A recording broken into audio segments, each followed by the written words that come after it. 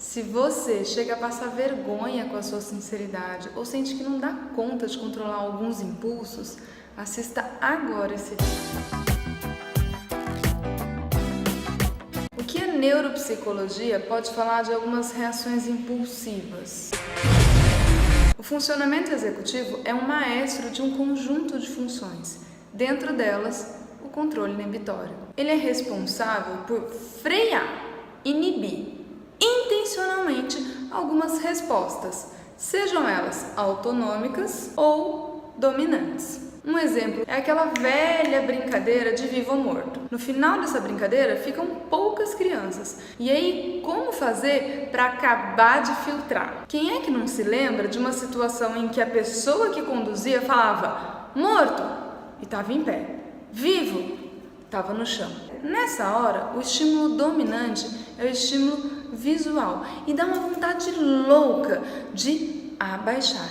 Mas nesse momento eu tenho que pensar rápido, frear essa vontade dominante, escolher a resposta que sabemos que é a correta, quando dá muita vontade de fazer o contrário, não é tão simples assim. Também tem as respostas autonômicas. Estas são as nossas respostas automáticas. Por exemplo, então vamos para o trabalho ou escola, de repente percebemos que tomamos o caminho errado. E aí, sim, meu freio inibitório falhou.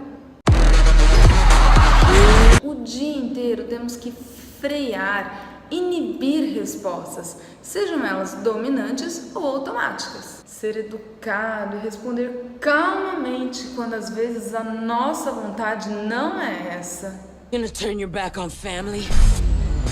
Ou simplesmente conseguir parar de falar, comprar, fazer qualquer coisa que já deveríamos ter parado há algum tempo. Então o que podemos fazer? Ficar treinando vivo ou morto o dia inteiro? Claro que não. Essa função está ligada à área pré-frontal, que é uma das últimas a se formar ao longo dos nossos anos. Olha só, quanto mais azul, mais prontinha ela está. E isso só vai acontecer perto dos 20 anos. Já passei faz tempo dos 20 anos, velha, e acho que não sou tão habilidosa nisso. Ou então, não cheguei aos 20 anos. E o que eu vou fazer? Gente, essa é uma área de conflito por natureza.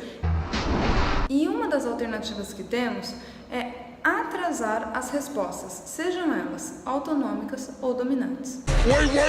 E precisamos treinar isso de forma bem concreta, porque a intervenção que mais tem chance de funcionar é aquela que está inserida no seu contexto. I know it looks bad. Don't give up on him so easy. O importante é usar o nosso repertório.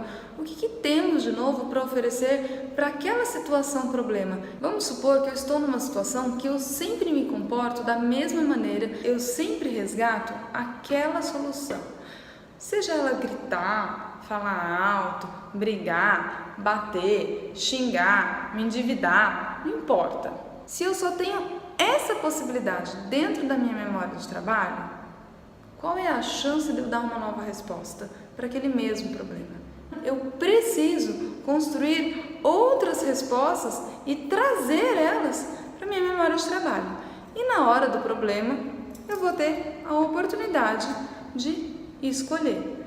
É claro que quanto mais essas respostas estiverem presentes, mais chances eu tenho de fazê-las. Agora, se de repente eu começo a treinar e vou praticando novas respostas, tenho mais chances de controlar o meu comportamento. Velho, cheguei em casa e começou uma discussão familiar. A minha resposta dominante pela irritação pode ser gritar. E automática, porque eu também já estou super acostumado a começar no berro. Se eu não pensei numa outra hipótese, numa outra alternativa, eu vou ficar gritando o tempo todo. E se ela fica falando e eu resolvo calar, eu tô freando a minha raiva, freando a minha impulsividade, tô dando uma nova resposta. É claro que a gente não sabe até quando essa resposta vai funcionar, porque muitas vezes as alternativas que encontramos não são sólidas o suficiente para serem duradouras, porque nem sempre elas resolvem verdadeiramente o problema. E então a raiva se torna mais dominante e eu voltar a pensar na hipótese de gritar. É importante um processo de autorreflexão.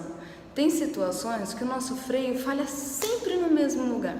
Nessa hora, é importante pensarmos em alternativas para aqueles problemas repetitivos. Don't do this, Dom. Ah, claro, a alternativa é a pessoa parar de me perturbar. Não, eu tô falando do seu controle inibitório. Qual é a alternativa para a sua mudança de comportamento? Pega um papel, escreve aquilo que sempre tem acontecido e onde você sempre tem falhado. Agora, coloque o seu comportamento de gritar. Mas quais são as outras opções que você pode ter? Ah, essa daqui não parece muito boa. Quem sabe essa? Ou então essa? E aí eu vou analisar as possibilidades que eu tenho. Faça uma simulação e nela use as suas hipóteses de novos comportamentos. Só então você vai ter cartas na manga para quando chegar a hora H. Alright, you get style points for that one. E sim, vai dar muita vontade de fazer como você sempre faz. Mesmo que de uma primeira ou segunda vez isso não funcione tão bem, ou funcione por um curto período de tempo, tudo bem, continue, pratique, se inscreve e compartilha. Nos próximos vídeos eu vou explorar esse conceito em outros contextos. E agora, pode ser desenfreado e compartilhar com todos os seus grupos nas redes sociais. Curte e até semana que vem!